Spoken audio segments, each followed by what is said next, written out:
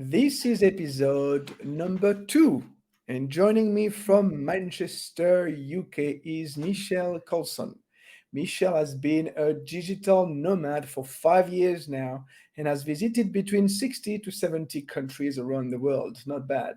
She's the founder and CEO of Remote Rebellion Business, a business that she registered in Estonia. She loves the freedom, variety, and flexibility that the digital nomad's life brings. But she also says that having to restart, building a community, the fact that it's sometimes tiring are the aspects of digital nomadism she doesn't necessarily enjoy. But her one recommendation to any aspiring digital nomad: weigh up the pros and cons before you start your journey.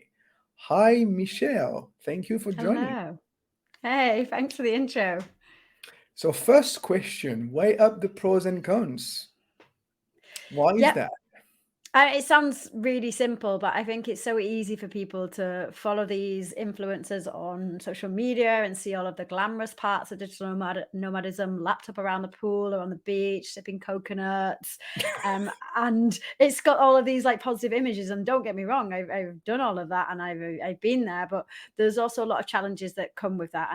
And you you can't get all of the nice stuff generally without going through some hardship and some hard work as well. Okay, so now I've got plenty of questions coming to my mind. you're Fire talking to away.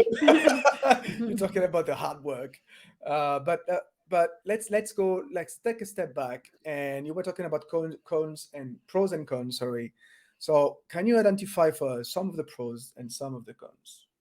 Well, that's the thing. The pros and cons for one person won't be the same as for another person because we're all Mm, individuals. So, personally, for me, the pros are the freedom, the flexibility you have to be able to choose where and when you work from. There's also the pros can sometimes be the cons. So, meeting new people, experiencing different experiences, sometimes that can actually be quite exhausting because you're constantly meeting new people and building up a community. And the older I get, the more I crave a more stable community. And I've become more of what they call a slow mad now, as opposed to a nomad. So I was in Bali for 2 years, and I really liked the fact that I was getting into a routine. I had my gym close by. I had a good group of people, and there was a certain predictability to that life. So I would definitely call myself more of a slow mad, and not even. I'd call myself location independent because this title of nomad sometimes has this image of constantly being on the move. I've gone mm. on a tangent there, I realize, but yeah, essentially the pros and cons are going to be different for each person. Some person might love moving around. Like I got a friend who went to 10 different countries last month. And I was like, how the hell do you do that? Like I'd be exhausted, but he thrives on it. What's a slow mad in terms of how many countries do you have to visit a year? I don't know what the definition is. I really don't know what the definition is. I just know it's a little bit like the difference between like a backpacker and a flash packer. No one really knows where the Okay. line go. You've not heard of that term before? No, not the flashbacker, no, never. Flash packer is where you kind of wear a backpack, but you stay in nice hotels as opposed to hostels. But there's no real Okay. definitive outline of this is what's flash, this is what's not. And I think it's the same as nomad, slow mad. It's not the same, but like you can call yourself Catholic and still not follow all the rules of Catholicism. It's the same way. It doesn't make you less of one. It just the way you translate it is a little bit different to you. How did you become a digital nomad? How well it I've been somewhat nomadic since the age of about 12. Yeah. Not a digital nomad back then, obviously, because I wasn't working. But the really shortened version is a really long version. The shortened version, my family and I moved to Spain for a year. It was an attempt to save my parents' marriage, and they thought they'd buy a bar in Spain and everything would be great. And ever since moving back from Spain back to the UK, I've had this itch of wanting to experience new places and go to different places. So I actually haven't lived in the same house for longer than 2 years since I was 11. So, and Mm. I'm 36 now. So I've been moving a lot, and I enjoy different varieties and different experiences. But as I said to you before, I'm kind of at the point now where I'm ready to stay in one place for a little bit longer now. But I'd say the digital nomad journey really began in 2017. And that's when I was working in house as a recruiter for this company. And I Right. was trying to recruit software engineers. And it was in the time where software engineers were really in demand and they could ask for whatever they wanted. And most of them were asking for remote work. This was before the pandemic. And I pushed and pushed and pushed and nagged my employer. I said, can we get a remote work policy? And the most I managed to get was up to 4 days a week remote. So I bought a motorhome and I lived in that for 3 months and I would travel around the country and Mm, I loved it. But I hated the restriction of that 1 day a week in the office. I hated being told that I had to, hence the name. My company's Remote Rebellion. I'm a rebel. I don't like being right. told what to do. So I was told that 1 day a week on a Friday I had to be in the office. I really felt that was a massive restriction. So when the pandemic happened, and as with a lot of other people, I got the chance to work 100% remote. I jumped at the chance. You said something interesting. You said I was not working at that time, so I was not a digital nomad. I was just a nomad. So digital nomads work. That's a difference. They are employed. I That's would why they I would become say so. digital. Right. I would say so. Okay. What other characteristics do they have, those digital nomads? Well, there's many, but I don't know if that defines what a digital nomad is. That just Mm, might happen to be the stereotype. But for me, a digital nomad is someone who can work online on a laptop and is not defined by a location or isn't restricted to a location. So you might have someone, let's say, you might call someone a nomad who is an artist, for example, and they go around and they sell their wares in different locations and they travel around. They're not a digital nomad, but they're nomadic. and what are the do's and don'ts of doing digital nomad properly? If there is a way of doing digital nomadism properly. Define properly. I don't know. Tell me. You're the digital nomad.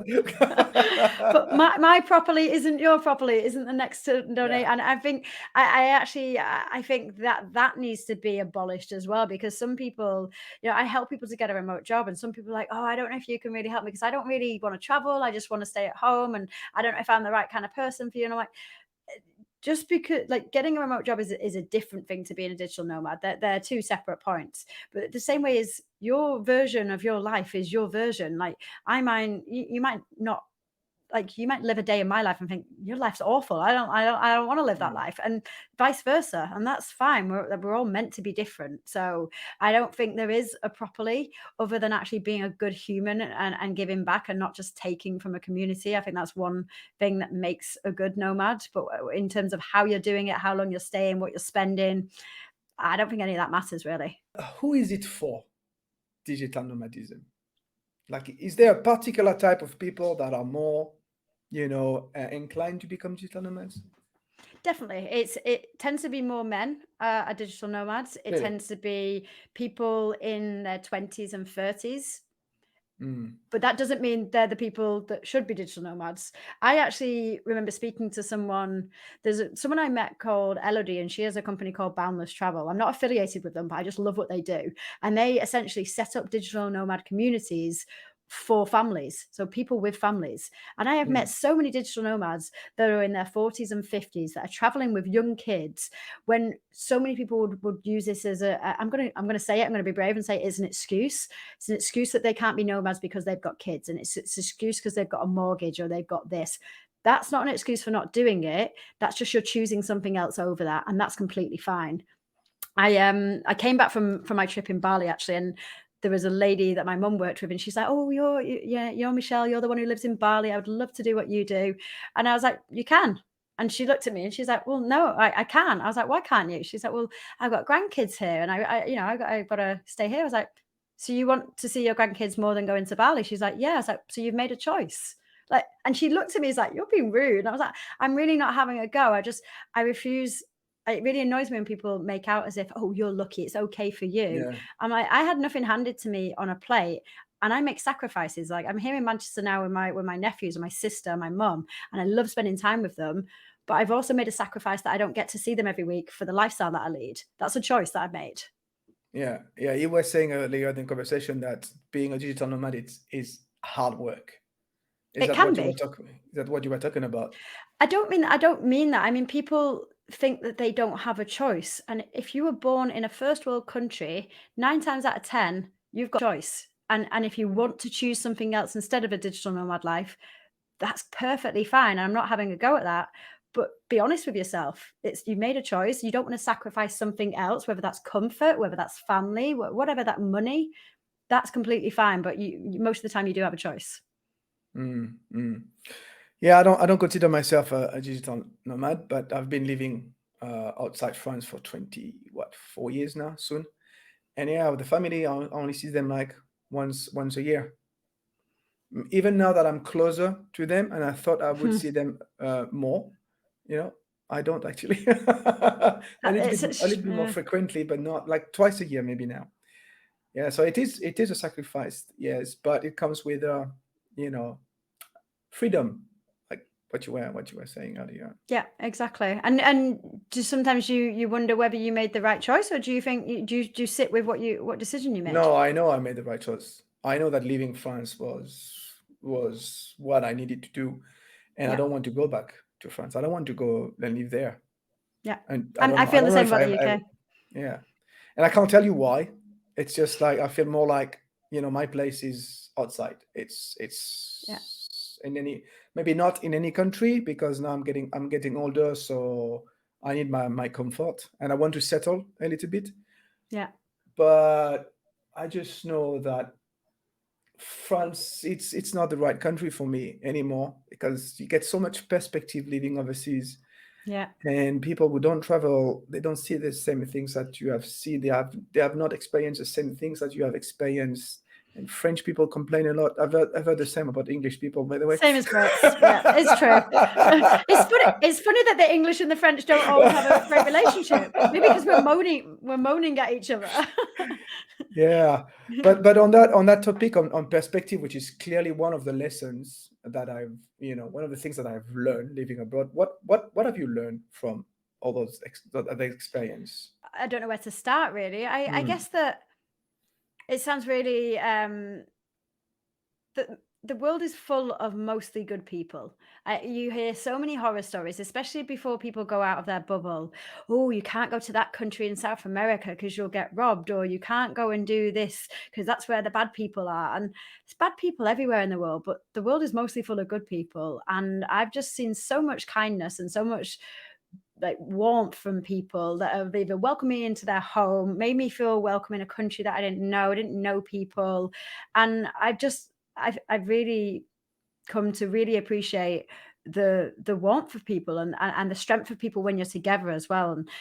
And the importance of community is a big thing for me. I felt so mm, lonely when I lived in London, and I grew up in the UK. I had friends around me, I had family not far, but I was so lonely, and I didn't realize into the pandemic actually came that I was just like, I don't belong here. And it was that feeling, like you said, not wanting to be in France. I just don't belong here. And yeah, belonging. Yeah, I don't belong. I yeah, don't belong to France. Yes. Yeah. yeah, and that's what I felt. And when I first moved to Bali, I felt an instant sense of connection because these people were so like-minded. They were open-minded. They were up for new experiences. They were positive, and it was like it was a breath of fresh air. So I think the importance of community for me, the fact that people are generally good, have been the two main things I've learned. But there's a whole host of other things. Right. Maybe it's time that we talk a little bit about your business, Rebellion, because my understanding it is built around community, right? Yes, it is, and it didn't start out that way. So shall I give you a bit of an intro? Yeah, yeah, Say yeah, say please what? go Yeah. ahead. Go ahead. Yeah. So when I first moved to Bali, I was working for a company, and when they called me back into the office, they was like, "Okay, office is open now. Come back." I was like, "Nope, not a chance. I can't leave Bali. I love it here." So he's like, "Well," my boss was like, "You can't just stay there." I was like, "Why not?" And it was a company policy BS reason. So I quit, and that's when I started looking for something new. And I was like looking for a job, and I realized how hard it was to find not just a fully remote job, but a job that would allow you to work from anywhere. And I Mm, I really thought it was going to be a breeze because I'd never had an issue getting a job before. So I learned a lot in that time. I managed to get 2 freelance roles helping companies to hire, but I quickly realized that I wanted to help people find a remote job and find the same freedom I had, as opposed to helping companies to fill a position. So Remote Rebellion was born and kind of evolved over the months, and I now help people to find a remote job using the tools that I learned, using the 9 years of recruitment experience I've got. And a big part of that is community. It's being part of people where you don't feel like a weirdo anymore. You're talking to people like get it. Like you just said, I don't belong in France. That's like, why? You were born there. Why don't you belong? And it's not that they don't get it. They do get it. They're like, yeah, I feel the same. I want this kind of freedom. I want this flexibility, and they want more from life than what we're supposed to get, which is to climb the corporate ladder, which is to buy a house, get married, have kids, all the stuff you're supposed to do. And they might want to do that as well. Like, of course, I'm not saying I'm anti-marriage or kids, but just not going through the motions just because they feel like that's what they're supposed to do. So it's helping them on that journey, like boosting their confidence to show them that there are things that they can do, showing them where to find remote jobs, how to apply properly and get ahead of the competition, how to interview, and essentially land a remote job that fits with their values. And not necessarily being a nomad, Nope. just I location had independent. one guy, Yeah. Anthony, and he pretty much said in so many words, I just want to sit in my pants in my home office. I don't want to leave. And I was like, that's fine. Whatever your reason. Yeah, and I guess I've talked to several digital nomads now on the podcast and outside the podcast. This community issue comes all the time, Yeah. and most of the digital nomads say it's really difficult to build a community. So how did you do that? How do you do that when you travel frequently? For me, it's two parts. I don't think you really can build community if you're moving every couple of months. I think an in-person community anyway. Mm, So I think there's two parts for that. I mean, I was in Bali for 2 years, so that was a good amount of time to build that community. And I'd say I built that up in the first 3 to 6 months. However, my friend circle changed every probably 3 or 6 months because it was such a transient place and there were people doing that. So one of the ways is actually to be comfortable that that community will change and there'll be people dipping in and out of that. Another was sports for me. So I joined a CrossFit gym. I created pretty much a cycle club with someone I met. Tinder was a good way as well of actually like if the person wasn't someone you connected with on a romantic level, I've got a few friends now, like really solid friends that I met that way. And there was a mutual, hey, this we don't fancy each other, whatever the reason is, let's be friends. And that was a really nice way to connect as well.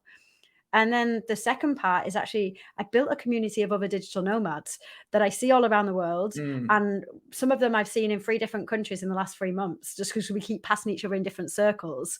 So I've loved that community. So there's loads of different ways. There's like Slack communities, LinkedIn, I've met a good few friends from, which I never thought I would ever say. And we've just kept in contact by like social media or something. And they'll say, oh, I see that you're in Lisbon. Let's meet up and have a coffee. So it's really nice to have that on like that digital nomad community as well as actually the on-site one as well. We have CrossFit in common. I didn't know. Oh yeah? Oh, Ah, yeah. I didn't know that either. I'm a bit of an addict. Well, I think all CrossFitters are addicted. It's true. It's true. But it's a great way. It's actually a great way to build a community because there are Yeah. CrossFit boxes across the world. Yeah. And I actually really enjoy it. As soon as I get somewhere, I'm like, where's the nearest CrossFit gym? And I like Yeah, comparing how it is or doing a CrossFit class in a different language and trying to figure out what they're saying. yeah. Definitely. So let's switch gear a little bit and let's talk to aspiring digital nomad. If you had to do like a checklist so that they can prepare themselves correctly, what would be on it? I'd go back to a presentation on from Simon Sinek on go back to why. Why do you wanna be a digital nomad? A lot of people who travel, a lot of people who are digital nomads are running away from something, running away from their problems, running away from themselves. And I've been that person in the past as well. And you think some new place with palm trees and a sunny beach is going to solve your problems. And it's not. You're still going to be the person that you are. You're probably still going to have some of the problems that you have. And I know it sounds really negative, but look into yourself first and find out why it is that you want to do what you want to do. And then the rest will come as you go with that. And sometimes you might figure that out along the way. When I went to Bali, there's a few things I had to work through, and I did. And there's a lot of lost souls there. And Mm, I think if you go in thinking that this place and you're going to find yourself and this place will fix you, it might, but you probably shouldn't go in with it like with that idea in your head. okay. And all of the like practical checklist that's just gonna come. You'll figure it out along the way, and you'll make mistakes, and you'll spend a lot of money on stuff that you shouldn't have spent money on, and that's fine, but you can earn that money again, so it's fine. But I would ask myself as one of the questions, what's the worst thing that could happen if things don't work out? And in Mm, my case, I made that worst case scenario that I would not be able to get a job. I would potentially have to go back home, live in my nephew's playroom in Manchester. And I was like, okay, is that really the worst thing in the world? I've got a roof over my head. I've got 3 meals a day. I've got my family and loved ones around me. That's the worst thing that can happen. I think I'm doing pretty well. And I'm really conscious of the fact that I am very privileged to be able to have this because some people don't. If mm. things don't work out, they could be on the street or whatever, and it could be a lot worse. So, but I would like to think that a lot of people have at least one friend or family member that they can rely on if shit hit the fan. Mm. Great advice. Yes. What are some of the mistakes you've made? um, within around the digital nomad, I guess thinking I'm not doing it properly. Like always looking to compare yourself with other people and thinking, oh, they're doing this. I should be traveling more. I should be doing this, and having that pressure on yourself of not doing enough. Mm, And it can be really hard to find the balance between, you said about what's one of the cons or one of the challenges. For me, I get this FOMO on both. So if I'm off experiencing life and doing things, having a great time, I'm thinking at the back of my head, I should be working. I'm not working hard enough on my business. And when I'm working hard on my business, I'm looking outside the window like I'm not experiencing life enough, which is, I'm getting better at it, but it's really frustrating. And I'm like, yeah. I'm having this argument in my head like, come on, you can't do it all. Yeah. Well, you don't have to travel to be a nomad to experience that. Yeah, very true. Very true. But then it brings another question. How do you balance your life, with your work and travel? I think for me, I really got real with myself on why I set up Remote Rebellion, and there's a few reasons. It wasn't just about making millions. Mm, I wasn't like, oh, I want to be a millionaire. That for me like was never really in my vision.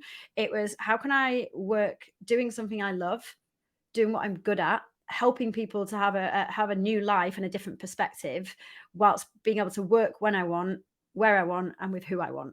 So they're the important things for me. If I make millions in the making of it, amazing. But that isn't the goal for me. And if it was, then I would have a different focus on my business and I wouldn't be too bothered about missing out on some of the fun stuff. But for me, it's a lifestyle business. I still want to be able to focus on my health and have good relationships with people. Whereas other people would want to hustle 12 hours a day, 7 days a week because they want to get to X figure or X number mm, or, get VC funding. And that's fine. But that's just not what I personally wanted. mhm, mhm. So you allow yourself it's a question of priorities. This is what you were talking about earlier. You allow Yeah. yourself the time, or you give yourself permission Yeah. to travel, to enjoy, to say, stop, I have enough for today, and Yeah. just let's do something else. Yeah, and for me having some rules, like some rules that I Mm. break, because again, I'm a rebel, I'm my own worst nightmare, but I have like rules of no I see. calls on Fridays, Saturdays, Sundays, and but I can do some work on those days. So I think for me, I'm like, I know I've got those solid 3 days of no calls booked in. So if I did want to do fun stuff, I've got those windows free. Mm. Will And you? working out in the morning, like, for me, that sets my tone for the day. If I don't work out in the morning, which I don't, maybe 2 or 3 days a week, I Mm. notice a difference. I really do. Yeah, I understand. Will you ever stop? Traveling or working out? Yeah. Oh, working out. No, you're a CrossFit. Never You're a working out, CrossFitter, so you will never. never stop. That I know already.